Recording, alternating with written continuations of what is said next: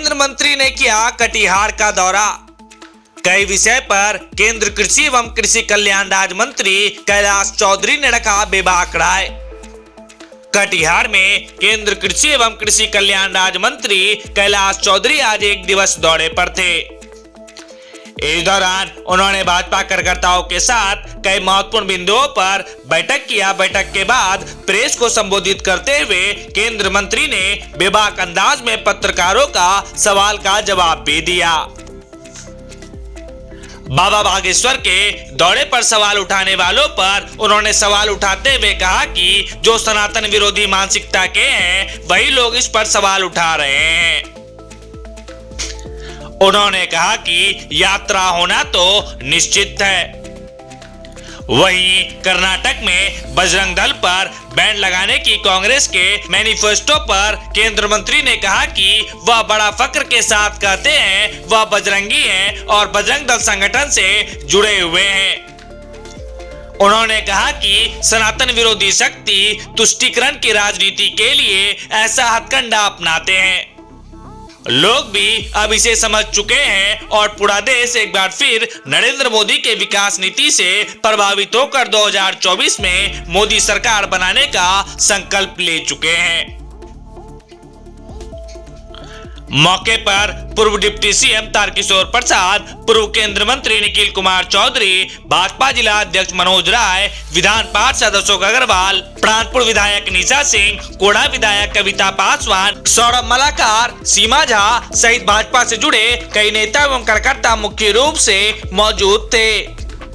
Manish Kumar, कोशिष्टा news, Katihar.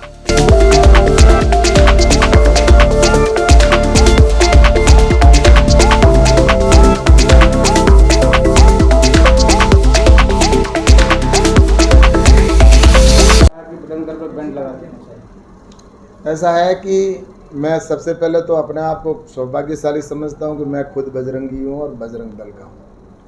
और वो चाहे कहीं बैन लगाए, ये बजरंग दल राष्ट्रवादी विचारधारा का संगठन है और हम सबको खुशी है। और ये इस तरह के बैन लगाने की बात करके वो खुद अपने पैरों पे कुल्हाड़ी ले रहे हैं, क्योंकि देश की जनता है वो आज एक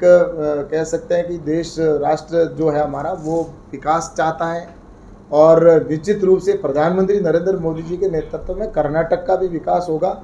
डबल इंजन की वहाँ पर सरकार बनेगी। और इस तरह की ये सोच रखने वाले लोग कभी सफल नहीं हो सकते। ये तुष्टीकरण की नीति है और उसमें जनता इनके पूरे विचार को समझ चुकी है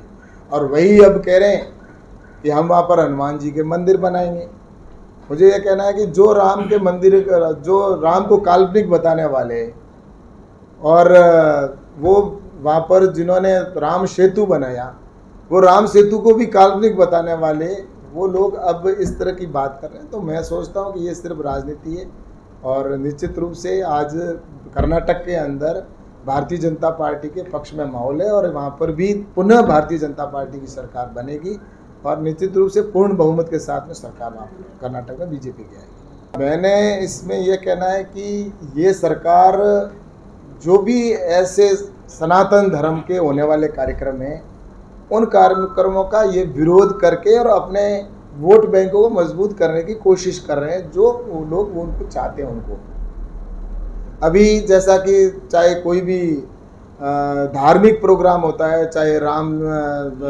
रामनवमी का कार्यक्रम हो या अन्य जो हमारे बजरंग दल के जो कार्यकर्ता काम कर रहे हैं या अन्य जितने भी हमारे जो धार्मिक कार्यक्रम होते हैं उनके ऊपर बैन लगाना, उनको कार्यक्रमों को रोकना, कार्यकर्ताओं को बाधित करना, ऐसा काम करने का कृत्य ये इन्होंने जैसे ही भारतीय जनता पार्टी की सरकार जो गठबंधन से अलग हुए उनका उद्देश्य यही था और एक ही मकसद यही था इनका कि हमें एक विशेष वर्ग को खुश करने के लिए सनातन धर्म के जितने भी कार्यक्रम हो रहे हैं उनको बाधित करना। और ये करने का काम बिहार की सरकार है वो अभी प्रत्यक्ष रूप से करने लग गई है और ये इसका एक उदाहरण है इसमें कि किसान एमएसपी पर खरीद के लिए बात जो आप कर रहे हैं, भारतीय जनता पार्टी की सरकार और नरेंद्र मोदी जी की सरकार ने एमएसपी को लागत से 1.5 गुना देने का निर्णय लिया। ये जो यूपीए की सरकार थी उसने तो इस एमएसपी से लागत से 1.5 गुना करने का जो निर्णय स्वामीनाथन आयोग की कमेटी ने रखा था, लेकिन यूपीए की सरकार में जब ये खुद इन्वॉल्व थे उस समय उन्होंने एमएसपी पर जो उनका स्वामीनाथन आयोग की सिफारिश में था उसको खारिज करने का काम किया कि किसान को 1.5 गुना देने की कोई आवश्यकता नहीं है। ये उनकी कमेटी ने जो स्वामीनाथन जी ने रखा उसका विरोध किया था, और आज भी वही लोग राज्य के अंदर यहाँ पर सरकार चला रहे हैं। तो इसलिए मैं जहाँ तक सोचता हूँ कि किसानों के साथ नरेंद्र मोदी जी की सरकार हमेशा साथ खड़ी है,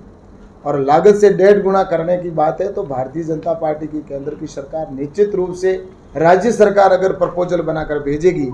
कि यहाँ के बिहार के किसानों को जो मक्का है वो एमएसपी पर खरीदा जाए, तो राज्य सरकार अगर प्रपोजल भेजेगी तो भारत सरकार निश्चित रूप से खरीदने के लिए तैयार है।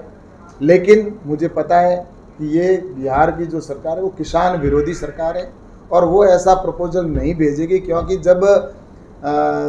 यूरिया और डीएपी की जब किल्लत थी उस समय पूरे पर्याप्त मात्रा में यहाँ पर यूरिया का स्टॉक था, उसके बावजूद भी इन्होंने कालाबाजारी की थी। आज इसमें भी किसान को फ़ायदा होना है और किसान का फ़ायदा इनको नहीं करना है, इसलिए वो एमएसपी पर खरीद करने का प्रस्ताव नहीं भेजेंगे। लेकिन अगर यहाँ की सरकार भेजेगी तो निश्चित रूप से मैं कह सकता हूँ कि भारत सरकार इसको एमएसपी लागत से जो 1.5 गुना है उस पर खरीदने के लिए तैयार है।